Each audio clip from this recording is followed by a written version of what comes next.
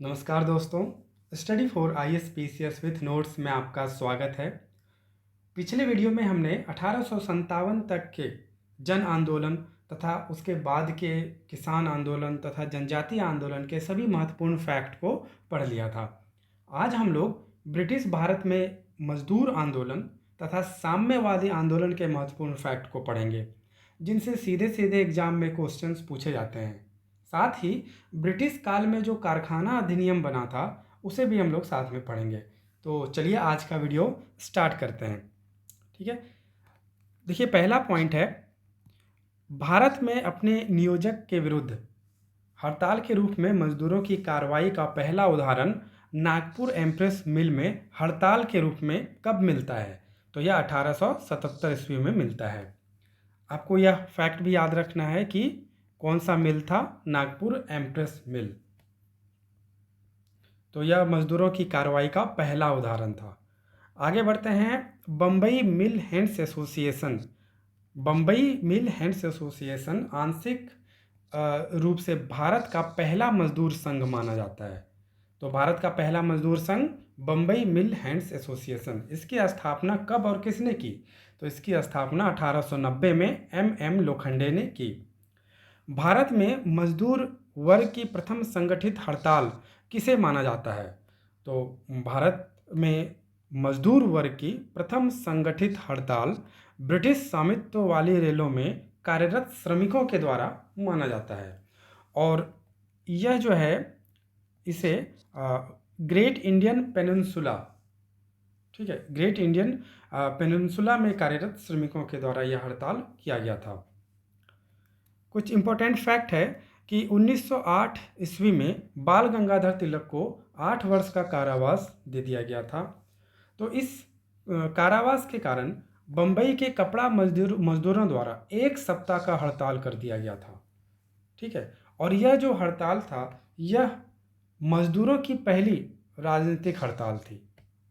ठीक है, देखिए 8 वर्ष का बाल गंगाधर तिलक को 8 वर्ष का कारावास क्यों दिया गया था?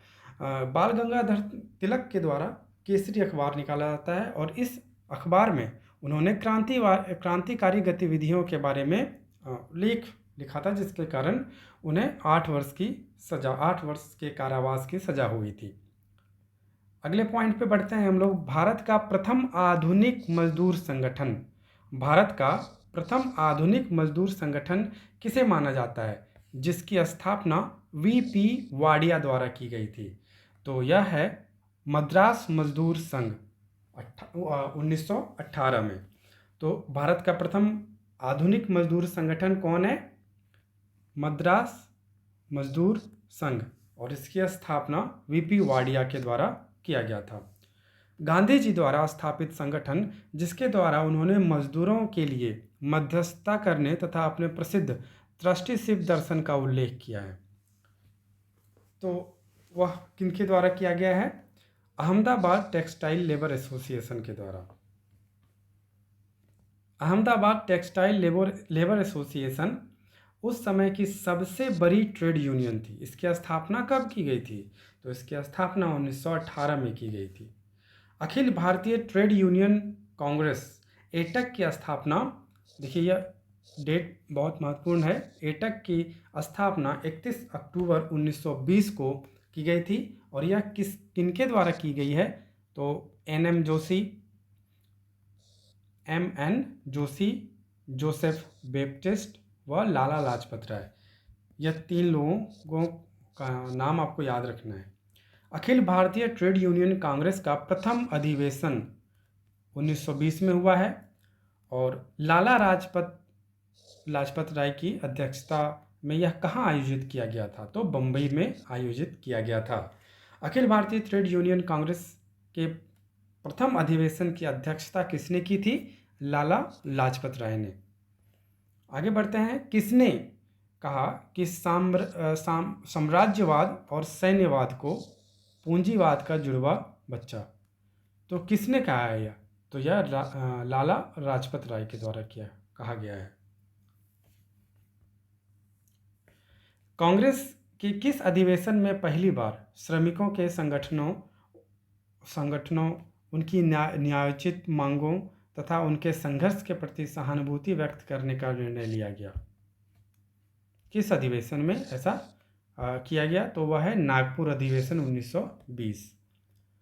कांग्रेस के किस अधिवेशन में श्रमिकों को संघबद्ध करने के लिए एटक के साथ कांग्रेस ने सहयोग करने का निर्णय लिया गया? तो कांग्रेस ने गया अधिवेशन में सहयोग करने का निर्णय लिया और गया अधिवेशन 1922 ईस्वी में किया गया था।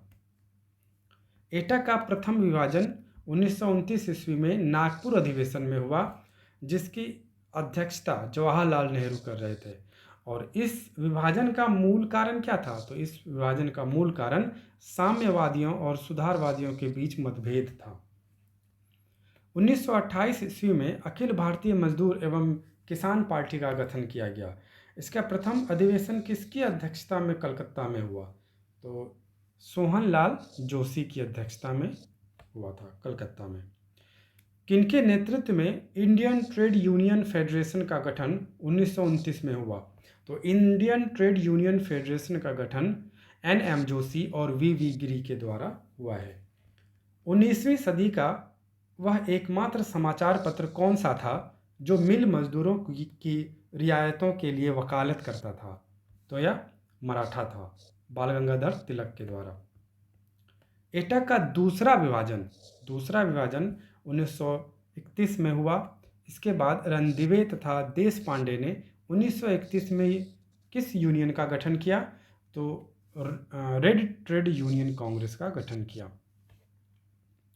1 नवंबर 1941 को मानवेंद्र नाथ राय ने एटक से अलग होकर किस संगठन की स्थापना की, जिसे MN रॉय भी शॉर्ट में कहा जाता है?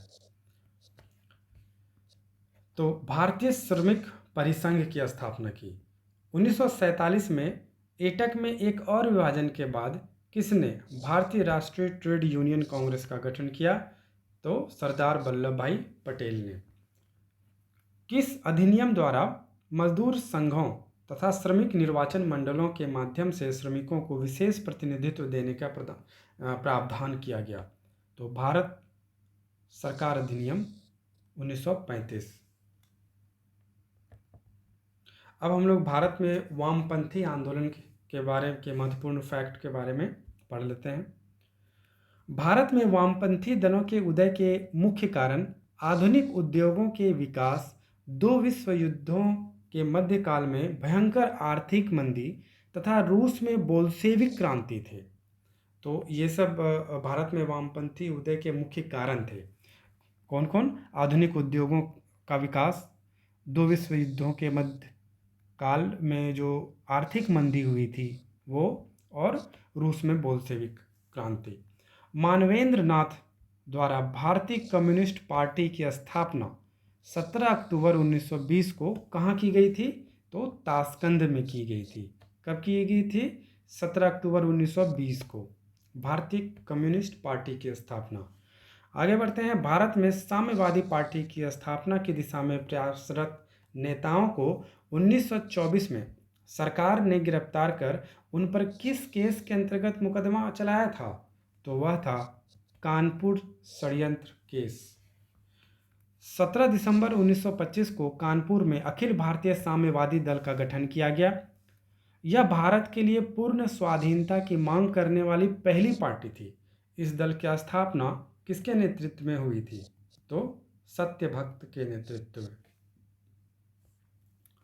काजी नजरुल इस्लाम ने 1928 में किस नाम से भारत की पहली मजदूर किसान पार्टी की स्थापना बंगाल में की? तो लेबर स्वराज पार्टी इस नाम से की गई थी। किसने? काजी नजरुल इस्लाम ने। किस वर्ष भारत में पहली बार 1 मई को मई दिवस मनाया गया, और जो भारत में मजदूरों की बढ़ती हुई राजनीतिक चेतना की सूचक थी? ठीक है, यह जो है 1 मई को मजदूर दिवस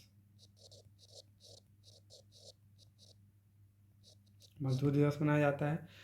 तो किस वर्ष भारत में पहली बार 1 मई को मजदूर दिवस मनाया गया?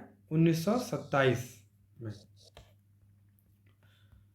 मजदूरों, किसानों तथा अन्य श्रमजीवी वर्ग में बढ़ रहे साम्यवादी प्रभाव को समाप्त करने के उद्देश्य से ब्रिटिश सरकार द्वारा 1928 में कौन सा बिल लाया गया? तो वह था पब्लिक सेफ्टी बिल। कब लाया गया पब्लिक सेफ्टी बिल? 1928 में। पब्लिक सेफ्टी बिल के कानून बनने पर 1929 में लगभग 31 साम्यवादी नेताओं को गिरफ्तार कर सरकार ने उन पर किस केस के अंतर्गत मुकदमा चलाया? तो वह था मेरठ षड्यंत्र केस। मेरठ षड्यंत्र केस के तहत जिन पर मुकदमा चलाया गया उनमें 3 ब्रिटिश नागरिक भी शामिल थे। उनका क्या नाम था? तो उनका नाम था फिलिप स्प्रेट, बेन ब्रेडले व लेस्टर हचिंसन। ये 3 ब्रिटिश नागरिक थे। मेरठ षड्यंत्र केस में अभियुक्तों को बचाने के लिए मुकदमे की पैरवी किसके द्वारा की गई थी? तो जवाहरलाल नेहरू, एम.एन. अंसारी, कैलाश नाथ काटजू, एम.सी. छागला, इनके द्वारा अभियुक्तों को बचाने के लिए मुकदमे की पैरवी की गई थी। साम्यवादियों के भारत में बढ़ रहे प्रभाव से चिंतित ब्रिटिश सरकार ने भारतीय साम्यवादी दल पर कब से कब तक प्रतिबंध लगा दिया? तो 1934 से 1942 तक प्रतिबंध लगाया था। किस पर? भारतीय साम्यवादी दल पर। अक्टूबर 1934 में, ठीक है, ये याद रखिए, अक्टूबर 1934 में कांग्रेस समाजवादी दल का गठन कांग्रेस के भीतर हुआ। इस दल के प्रमुख सदस्य कौन थे? यह देखिए बहुत बार बीपीएससी में भी पूछा गया है। इसमें मुख्यतः पूछ दिया जाता है कि इनमें से कौन नहीं थे। तो जयप्रकाश नारायण, आचार्य नरेंद्र देव, अच्युत पटवर्धन, अशोक मेहता, राम मनोहर लोहिया, ये सभी सदस्य थे। ठीक है, आगे बढ़ते हैं। समाजवाद ही क्यों नामक पुस्तक की रचना जयप्रकाश नारायण ने की थी। समाजवाद एवं राष्ट्रीय आंदोलन नामक पुस्तक की रचना किसके द्वारा की गई थी? तो समाजवाद ही क्यों जयप्रकाश नारायण के द्वारा लिखी गई है पुस्तक, और समाजवाद एवं राष्ट्रीय आंदोलन यह आचार्य नरेंद्र देव के द्वारा लिखी गई है। मार्च 1939 में सुभाष चंद्र बोस ने कांग्रेस से अलग होकर किस पार्टी की स्थापना की? तो फॉरवर्ड ब्लॉक की स्थापना की 1939 में, मार्च 1939। और 39 में मजदूर नेता एच दत्त मजूमदार, अजीत राय, शिशिर राय तथा विश्वनाथ दुबे ने बंगाल में किस दल की स्थापना की? तो यह था भारतीय बोल्शेविक दल। कांग्रेस के किस अधिवेशन में एक क्रांतिकारी समाजवादी दल का गठन किया गया जो अंग्रेजों के बाद भारत में समाजवाद की स्थापना करना चाहता था? ठीक है, तो किस अधिवेशन में किया गया था? रामगढ़ अधिवेशन 1940 में। द्वितीय विश्व युद्ध प्रारंभ होने पर भारतीय साम्यवादियों ने इसे क्या कहा? इसे लोक युद्ध कहा, पीपल्स वार। 1942 में भारत छोड़ो आंदोलन के प्रारंभ में साम्यवादियों ने समर्थन किया, लेकिन कांग्रेस द्वारा लिए गए किस निर्णय के कारण उन्होंने अपने को आंदोलन से अलग कर लिया था? तो द्वितीय विश्व युद्ध का समर्थन न करने। तो कांग्रेस ने यह निर्णय लिया था कि द्वितीय विश्व युद्ध में हम लोग समर्थन नहीं करेंगे, तो इस कारण से साम्यवादी जो थे उनसे अलग हो गए थे। ठीक है, तो यह था। अब हम लोग पढ़ लेते हैं कि ब्रिटिश भारत में जो कारखाना अधिनियम आया था उनके बारे में हम लोग पढ़ लेते हैं। तो ब्रिटिश सरकार द्वारा पारित कारखाना अधिनियम 1881 ईस्वी का कारखाना अधिनियम, यह पहला कारखाना अधिनियम था जो कि प्रथम फैक्ट्री आयोग 1875 ईस्वी की अनुशंसा पर लाया गया था। इस समय जो वायसराय थे वह लॉर्ड रिपन थे। इसमें क्या था मुख्य तथ्य? इसमें था कि भाई जो बच्चे थे जो कार्य करते थे कारखानों में, 7 वर्ष से कम उम्र के बच्चे पर प्रतिबंध लगा दिया था। उससे कम उम्र के बच्चे कारखानों में काम नहीं करेंगे और 9 घंटे निर्धारित कर दिया गया था। ठीक है, और 1 माह में 4 दिन की छुट्टी दी गई थी। यह था 1881 ईस्वी का कारखाना अधिनियम। इसके बाद जो कारखाना अधिनियम आया वह 1891 ईस्वी का कारखाना अधिनियम आया, और यह द्वितीय फैक्ट्री आयोग जो कि 1884 में बना था उसकी अनुशंसा के बाद आया था। इस समय वायसराय लॉर्ड लैंसडाउन थे, और इस कारखाने अधिनियम का मुख्य तथ्य था कि 9 वर्ष से कम उम्र के बच्चे पर प्रतिबंध लगा दिया गया था कि 9 वर्ष से कम उम्र के बच्चे कारखाना में काम नहीं करेंगे। इससे पहले क्या था, 7 वर्ष था, अब 9 वर्ष कर दिया गया। फिर 9 से 19 वर्ष तक के बच्चे के लिए 7 घंटे निर्धारित कर दिए गए, ठीक है। और औरतों को रात के 8 बजे से लेकर सुबह के 5 बजे तक, ठीक है, रात के 8 से सुबह 5 बजे तक वो उद्योग में, कारखानों में काम नहीं कर सकते हैं, इस पर प्रतिबंध लगा दिया गया था। और साथ ही 11 घंटे निश्चित किए गए थे। और सप्ताह में एक दिन का अवकाश दिया गया था, ठीक है। तो सप्ताह में एक दिन का सप्ताह में एक दिन का अवकाश 1891 ईस्वी का जो कारखाना अधिनियम था इसमें दिया गया। आगे बढ़ते हैं 1911 का कारखाना अधिनियम। इसमें वायसराय लॉर्ड हार्डिंग थे, और यह जो है 1891 का जो कारखाना अधिनियम था उसी का संशोधन था। इसमें जो पुरुष श्रमिक थे उनका जो कार्य विधि था वो 12 घंटे निश्चित कर दिया गया, और जो बच्चे थे उन्हें शाम 7 बजे से लेकर सुबह 5 बजे तक काम करने पर प्रतिबंध लगा दिया गया था, 7 से 5 तक। आगे बढ़ते हैं 1922 का कारखाना अधिनियम। इसमें वायसराय लॉर्ड रीडिंग थे, और जो बच्चे थे जो अल्पायु वो बच्चे थे वे 12 से 15 वर्ष तक के ही बच्चे कारखाने में काम कर सकते हैं, और प्रतिदिन का काम करने का जो घंटा था वह निर्धारित कर दिया गया, 6 घंटे प्रतिदिन। आगे बढ़ते हैं 1934 का कारखाना अधिनियम। इस समय वायसराय लॉर्ड वेलिंगटन थे, और इसी कारखाना अधिनियम में मौसमी और गैर मौसमी कारखानों में जो कारखानों को मेनली डिफरेंट कर दिया गया था। मौसमी और गैर मौसमी कारखानों में अंतर किया गया। इसमें जो वयस्क श्रमिक थे उन्हें प्रतिदिन 11 घंटा काम का निश्चित कर दिया गया कि आप 11 घंटा काम कर सकते हैं प्रतिदिन, और बच्चे को 5 घंटा प्रतिदिन किया गया। श्रमिकों के चिकित्सा एवं आराम की व्यवस्था की गई थी 1934 का कारखाना अधिनियम में। तो यह पहली बार हुआ था, चिकित्सा और आराम की व्यवस्था की गई थी 1934 का कारखाना अधिनियम में। 1944 का कारखाना अधिनियम, इसमें लॉर्ड वेवेल थे वायसराय, और श्रमिकों के जो काम का घंटा था वह 9 घंटा निर्धारित कर दिया गया। और ऐसे कारखाना जिसमें 200 से ज़्यादा श्रमिक हों वहाँ पर कैंटीन की व्यवस्था की गई, ठीक है। अब नेक्स्ट और लास्ट है कि स्वतंत्र भारत का पहला विस्तृत कारखाना अधिनियम 1948 ईस्वी में आया, ठीक है। इसमें 9 घंटे प्रतिदिन काम की बात की गई, और बच्चे जो हैं वह 14 वर्ष से कम आयु के बच्चे पर प्रतिबंध लगा दिया गया, और स्त्रियों को 5 बजे सुबह और यानी कि 7 बजे शाम से लेकर 5 बजे सुबह तक काम करने पर प्रतिबंध था। तो यह कारखाना अधिनियम था। मुख्यतः इसमें क्वेश्चन पूछ लिए जाते हैं कि जैसे कि किस कारखाना अधिनियम में श्रमिकों के चिकित्सा और आराम की व्यवस्था की बात की, या फिर किस अधिनियम में 12 से 15 वर्ष के बच्चे पर जो है वो 12 से 15 वर्ष के बच्चे काम कर सकते हैं, यानी कि 12 से कम उम्र के बच्चे काम नहीं कर सकते हैं।